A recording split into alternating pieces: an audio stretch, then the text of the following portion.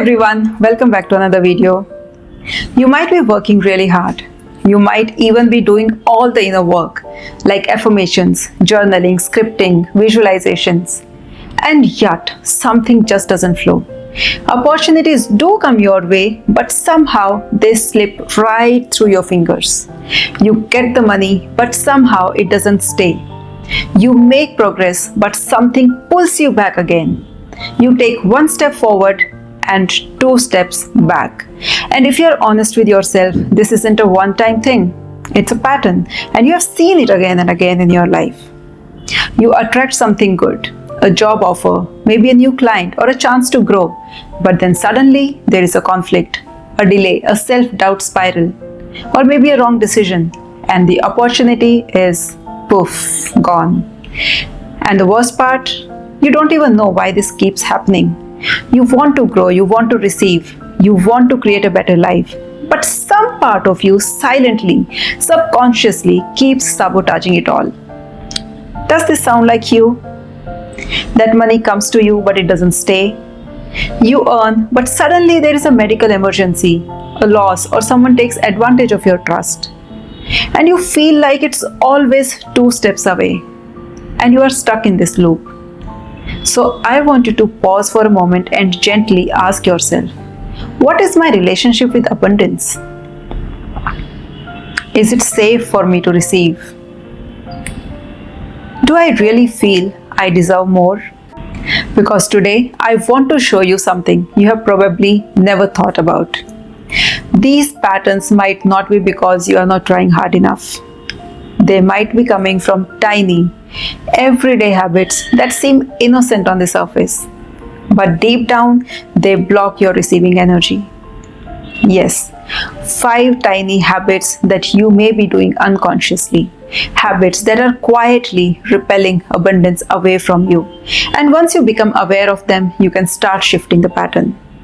Hi, my name is Rachana Dahiya, and on this channel, Blossom Every Day, we talk about healing your blocks, aligning your energy, and creating a life where abundance flows naturally in your health, your relationships, your money, and your peace of mind. I am a holistic life and mind transformation coach, and I help people reconnect with their true deservingness. And if you are new here, subscribe to this channel and join our beautiful healing community. Now, let's begin with this video. Alright, let's talk about the first habit. And this one's really subtle but super powerful. Most people don't even realize it's running in the background. And this is, deep down, you believe you don't deserve that goal. Have you ever asked yourself this? Why is it that even when the right opportunities comes your way, you somehow miss it? Or maybe when you finally get that one thing you always wanted, be it money, maybe a client or a promotion, you end up doing something to mess it up. It's not random, it's not bad luck, it's your inner belief system running the show. Let me share the story of Raj. Raj always dreamed of becoming a motivational speaker. He worked really hard, made good content, stayed consistent. And one day, someone from a reputed media house reached out to him, offering him a chance to be interviewed. Huge exposure. But guess what? Raj replied late. And when they asked for a sample video, he panicked. He thought, why would they want me? I'm not that special. I still stutter sometimes. And what if they laugh at me? So he ghosted them. And this wasn't the first time. Subconsciously, Raj believed that he didn't deserve that level of success. And even without realizing, he sabotaged that opportunity. So have you ever done something similar? Here's the thing. You might think you are aiming for a big goal. But if your subconscious is whispering, I am not good enough, I don't deserve this, you will push away the very things you say you want. Because deep inside you feel unsafe receiving them. And where does this come from? Maybe you grew up in a home where money was always tight and your parents said things like, people like us can't dream so big. Or maybe every time you scored well or did something good, someone told you, don't get too excited, it won't last. So over a time period, your brain absorbed this like a sponge. And now, without your conscious awareness, it's playing out in your adult life. Your story may be different from Raj, but the pattern is the same. And the result? You keep circling the same mountain, working hard but not getting what you truly want. But here is the good news.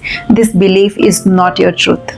It's just an old program, a dusty tape from your childhood that you now get to pause, question, and finally delete. Let this video be the beginning of that shift. Okay, so let's talk about habit number 2. And this one hits especially hard for all the healers, coaches, creatives, and service givers out there. Habit number 2 is you undercharge for your gift. You give so much of your energy, your time, creativity, love, maybe even years of life to master your skill. But when it comes to asking for money, something just freezes inside. You shrink, you offer discounts, you say, pay what you can, or worse, you don't ask at all. Let me give you an example. So there is this girl named Priya. She was a brilliant graphic designer, completely self-taught. Clients loved her work and she made brands come alive. But whenever it came to pricing her services, she would go blank. She would think, what if they say no? What if they think I'm not worth it? So she would offer her premium work for just rupees 500, sometimes even free. One day, her own client told her, you know, you are worth at least 10 times more, right? And that hit her, but even then she struggled to raise her prices because deep down she had this belief that good people don't ask for too much. You should just be grateful for what you get. And that belief, it usually comes from childhood conditioning. Maybe your parents always sacrificed and taught you to adjust. Maybe you saw your mother, your father, your grandparents give endlessly and never receive. Maybe someone told you helping people and making money don't go together. And now, even though you are doing something valuable, something transformative, but you feel guilty asking for the energy exchange that you truly deserve. But the truth is, when you undercharge, you are not just hurting yourself, you are also making it harder for others to value your work. So it's time to shift that belief. You are not greedy, you are worthy. Now, that takes us to habit number 3. And this one is sneaky but very, very common, especially for people who have been raised to be hardworking and humble. So habit number 3 is you reject receiving money unless you have earned it. Let me explain with you a story. There is a woman named Sneha and her friend gifted her a 5,000 rupees voucher for her birthday. But instead of feeling joy or gratitude, Sneha felt very uncomfortable. She kept saying, "Yeah, this is too much. I don't do anything to deserve this." Even when clients tipped her extra or her cousin offered to pay for lunch, she would say, No, please, I feel weird taking money for nothing." She always needed to do something, go out of her way, work extra hours, go that extra mile just to feel worthy of any money or any kind of appreciation. And this isn't just Sneha's story, it's a pattern so many of us carry unconsciously because somewhere in childhood we were told things like पैसे पेड़ पे नहीं उगते, मेहनत करो तभी मिलते हैं, या फिर you should never accept money for free. Easy money is bad money. If you didn't sweat for it, you don't deserve it. And those lines became inner laws. So even when life is trying to bless us, when people want to gift us, support us, or reward us, we reject it. Now just imagine, what if money was a person? And one day, your husband invites this person, money, for dinner. But when money shows up at your door, excited, bringing gifts for you, you open the door and you say, "Sorry, I didn't personally invite you. I didn't work for you, so I can't let you in. I won't serve you any dinner." What do you think happens?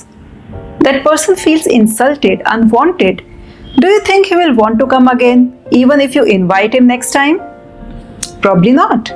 That's exactly what happens with money. Money is energy. It responds to how you treat it. So, if every time it shows up without a logical reason, you push it away, you are blocking the flow. You are telling the universe, don't give me gifts. Don't surprise me. I only want to receive through struggle. But you are worthy even when you are resting. You are worthy even when you are not earning every second. You are allowed to receive with grace. Now, let's move on to habit number 4. And I think this one is something almost all of us are guilty of, knowingly or unknowingly.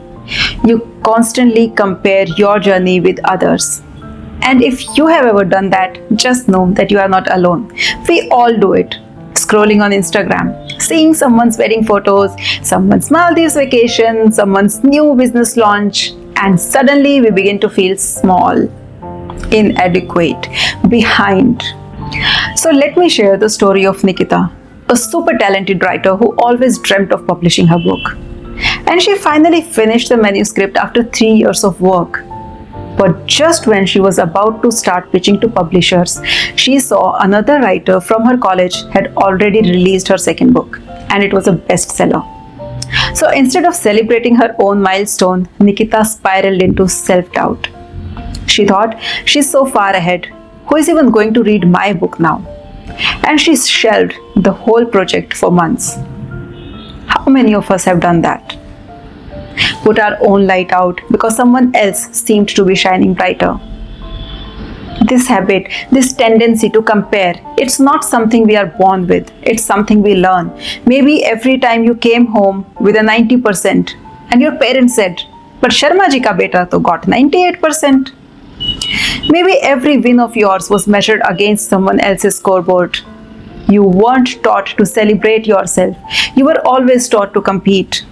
And now, as adults, we carry that programming. We look at our own life, and instead of seeing how far we have come, we see how far we haven't compared to others. But here is the truth. Everyone is running their own race. Some people bloom at 25, some at 45. Some climb mountains, some plant gardens. And your journey is sacred. It's unique and it's enough. And the moment you stop comparing and start honoring your path, that's when magic happens. Alright, let's talk about habit number 5. And this is a subtle one, but very, very real.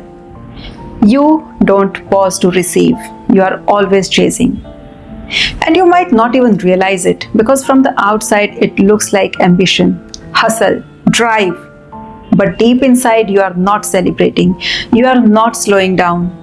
You are just going from one goal to the next, and to the next. So I once worked with this client named Ria. She was a very high performer. Corporate job, great salary, even got promoted at 32. But the day she got that promotion letter, instead of pausing, feeling proud, taking it in, she immediately asked herself, what's next? Should I do an MBA now, or maybe switch companies next year? You see, there was no space for receiving, no joy in the now. Just the next milestone, the next finish line. And one day she broke down crying, saying, I have achieved so much, but I still don't feel fulfilled. Why do I always feel like I'm behind, even when I'm doing well? This habit often starts really young.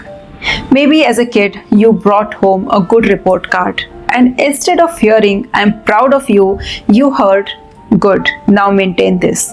Or good, now what about the next exam? So your inner child never learned how to receive love or success. You only learned how to earn it constantly, again and again. Receiving became uncomfortable, pausing felt lazy, and celebration started to feel unnecessary.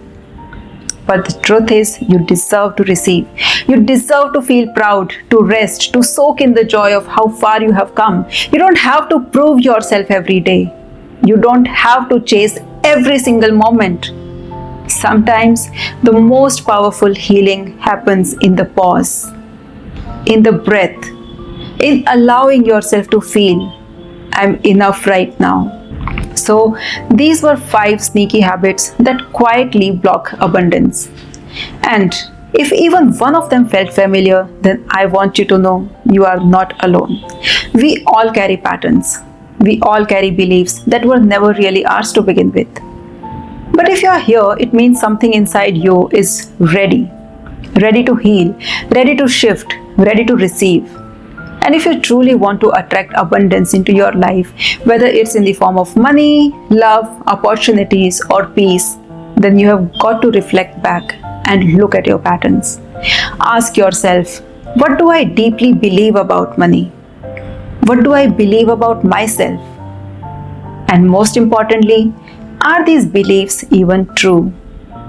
Because the good news is beliefs can be changed. How? Through repetition, through affirmations. And I know some part of you may be wondering, how is repeating a sentence going to change my reality? But pause for a moment and think about it. As a child, someone kept telling you, work hard or you'll fail. You have to be the best at everything. Don't waste time. Money doesn't grow on trees. You heard it over and over until it became your truth. That repetition shaped your subconscious. Now we are going to use the same tool but consciously. You are going to choose your truth this time. You are going to tell your mind a new story. One where you are safe, deserving, supported, and abundant. Because you are. And if you need help along the way, if you want guidance in releasing those old patterns and building a new inner foundation for abundance, then you are most welcome to join my group healing sessions, or you can work with me one-on-one.